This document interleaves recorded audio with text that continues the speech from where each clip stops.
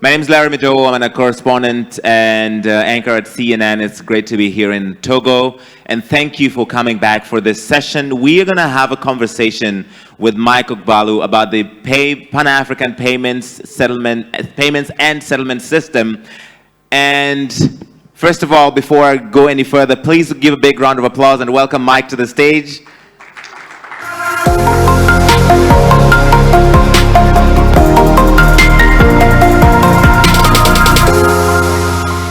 And if you have only heard of PAPS on CNN International, you're in the right place. Thank you for keeping me employed. All those ads every 3 seconds on CNN, I think, have introduced it to the rest of the world. And it's a big, audacious dream to make sure that as we launch the African Continental Free Trade Agreement, that people can pay each other, that a trader here in Togo can do business with somebody in Tanzania, that somebody from Zambia can pay another client in Ghana. What is the vision for PAPS?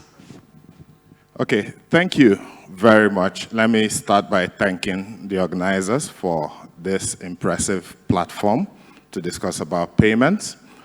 Now, if you look at Africa, the biggest challenge that we have is that Africa doesn't trade so much with itself. It trades more with others than it trades with itself. And if you look at trade, every day we create value, we consume those values, and then we exchange the surplus with the next person. Now, those value exchanges only take place from the point of view of payments. So payments is a trigger for trade. And we know that a trading continent is a prosperous continent. So what PAPS is trying to do is actually to leverage homegrown solutions to create an infrastructure that will improve cross-border trade and therefore help to accelerate the prosperity of the continent. That's the vision. The reality is right now, cross-border payments in Africa require the dollar or the euro, which is problematic for lots of reasons we will not go into. But how specifically are you addressing this challenge and making a reality that we bypass the need for a foreign currency? So if you look at our trade today, very dependent on global third-party currencies. Now, the reason is that today we have 55 countries and territories, different means of payment, different rules. So the AFCFTA, for example, has tried to harmonize those rules, but we still need an acceptable means of payment. So what PAPS has done is to put in place an infrastructure that allows the Nigerian to trade in Naira, the Ghanaian to trade in cedis, and have PAPS in the middle to actually intermediate and make sure that these payments are acceptable in local currency to the counterparty on the other side.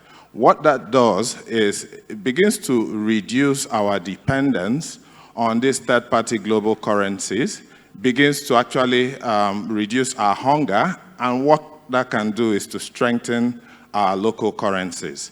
Now, what we've done is to use technology, bring together different participants on this world-class system, and I make bold to say that our system is truly world-class, and actually make sure that these people are able to settle each other, and on a net basis, their requirement for FX is significantly reduced, okay, and they are able to actually strengthen their local currencies because that's what they will be using to trade.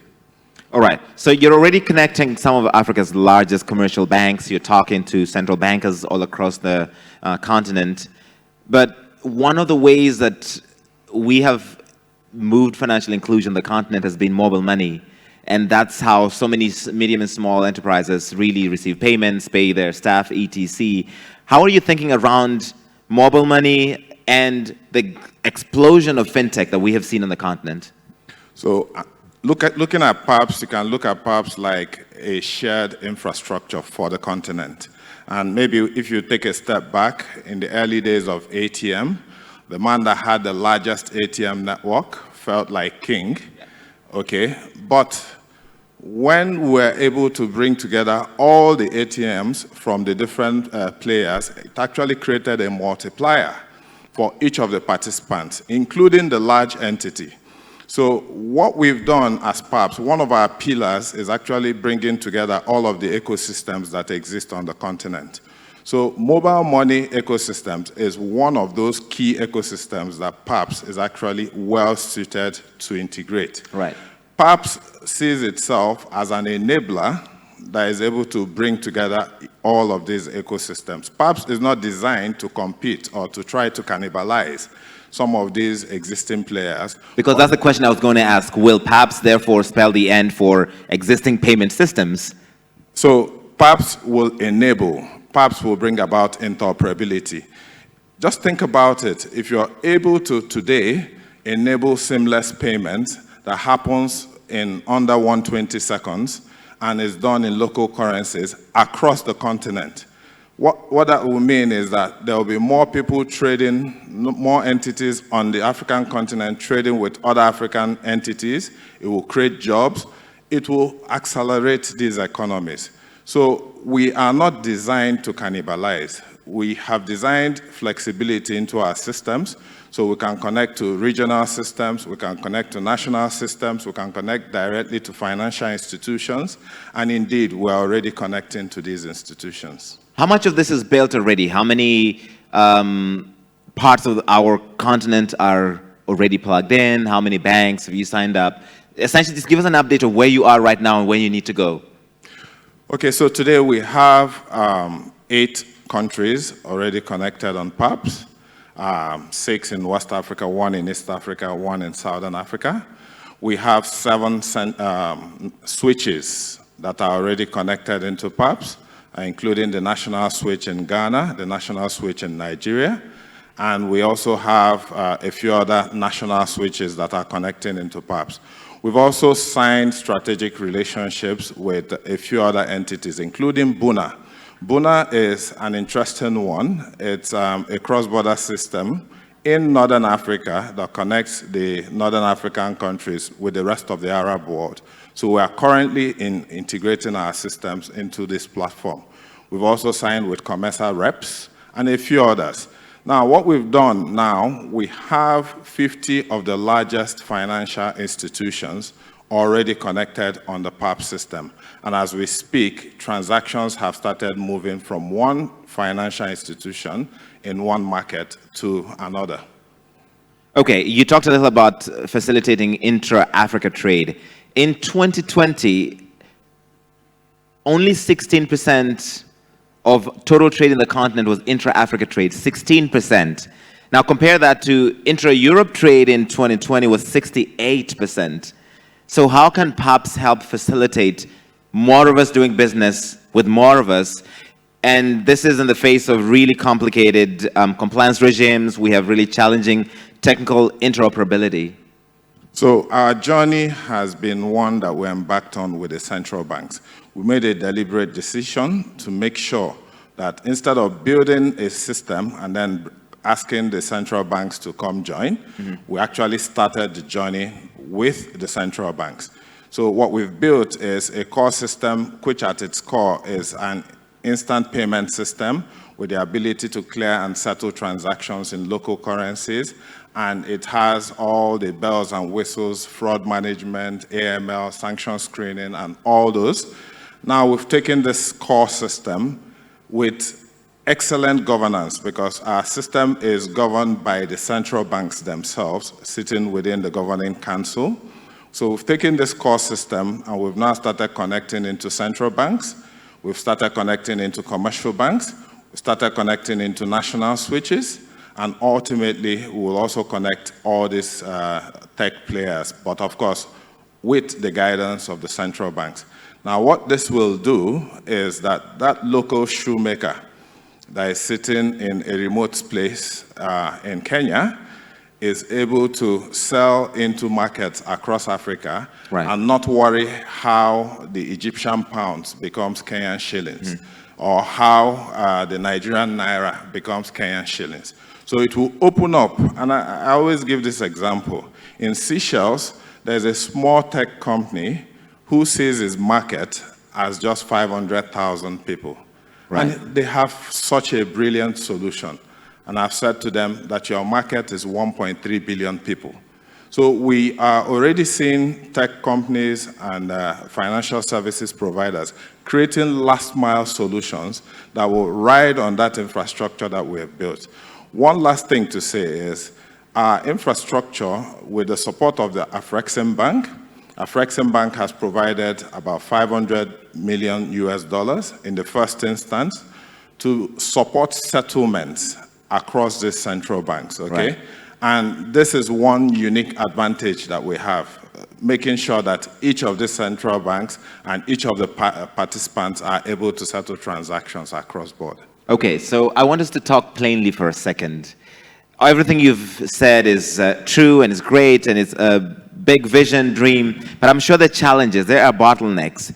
There are people in this room who are central bankers, there are regulators, there are people who are commercial banks, there are people who you need to be talking to, who need to be enabling this PAPS dream to come to reality. What are the challenges you're facing? What are the bottlenecks? And just speak plainly, say it to your chest, call them out right here. Okay, no thanks. The central banks, when you build such an FMI that integrates all these different stakeholders, it's like building a road that will have fast cars, big cars, small cars riding on it. Central banks tend to be very deliberate, okay? They have a whole lot Very of... deliberate, meaning very cautious. Very cautious. So, Overly cautious. well, I'm not putting words in your mouth. what I would say is that over the last 1 year, we've seen the central banks move very dramatically. So we started from, oh, we don't know what you're talking about, to let us partner to build this together. So we're happier with our partnership with central banks. With commercial banks are quite anxious to join, and they're actually looking to join quicker than the central banks. But I would say that for once, I can say that Africa is determined to move together and to put this infrastructure in place for the continent. I see that you've been doing regional roadshows, just trying to speak to all the stakeholders in that process. But it seems like a really slow, deliberate process of selling the vision every single time. You're in North Africa, you're in East Africa, you're in Southern Africa, West Africa, etc. Is there a way to accelerate this? Is there a way to make it faster? So we've enjoyed significant support, and these are just stages. FMIs anywhere in the world, they take a bit of time. And the journey that we've decided to go was a journey through and with central banks. So we know that it will take a bit of time. What we've now done is to enlist help from a number of key African institutions who are now actually helping to advocate what we're doing. And one of those institutions is the AACB, Association of African Central Banks. And now we're at a point where they are beginning, or they have bought into the vision of PAPS, okay? And what that will do is that in every country today, you will have central banks themselves who will now be advocating the vision and the progress of PAPS. So that will bring about the multiplier that you speak about. And we also have other advocates who see PAPS and what PAPS can do for the continent, who are also advocating for us. All right, and now you have a few more advocates from everybody here sitting in this room and feeling like, yeah, we need to do that and we need to do it faster. What will success look like for you in this role? What do you think? When will you feel like this was worthwhile, it served its purpose, and I think we did a good thing here? How will you measure that? So we are not a commercially focused entity. We are more impact focused. Right. So for us, we would like to see the acceleration of trade. When trade is able to move from 16% to about 20-25%, we would say our work is done. When we can see, for example, small financial institutions being able to leverage this Pan-African institution to offer services across the continent seamlessly, we would say our work is done. When the small e-commerce provider who is starting in one small country is able to offer his services and not worry about how payment is settled onto him, would say our work is done. When a card scheme out of Nigeria, operating in 13 countries, is able to issue more cards across Africa and not worry about settlement, we'll say our work is done. And I can go on and on. You're an evangelist for this dream, and I love to see it. I think I can say you're doing the Lord's work with this, and I hope that everybody else who's here supports you, and it becomes a fruition, so that we don't have 16, 15% of intra-Africa trade as a percentage of global total trade. Yeah, absolutely. And again, when you look at trade on the continent, and you can take value chain after value chain, be it coffee, cocoa, what you find is that Africa appropriates only a small portion, a small percentage of the value that it creates. And that's because they've not been able to quite add value to the products. What payments does is actually it prepares the market to be able to take advantage of further added value, and therefore be able to actually drive the progress in the economy. So clearly, payments is at the core of getting this economy, the African economy, working, and PAPS will actually be that trigger. All right, that is a good place to end it. Mike Ogbalu, thank you so much. Please give him a big round of applause. Thanks a lot.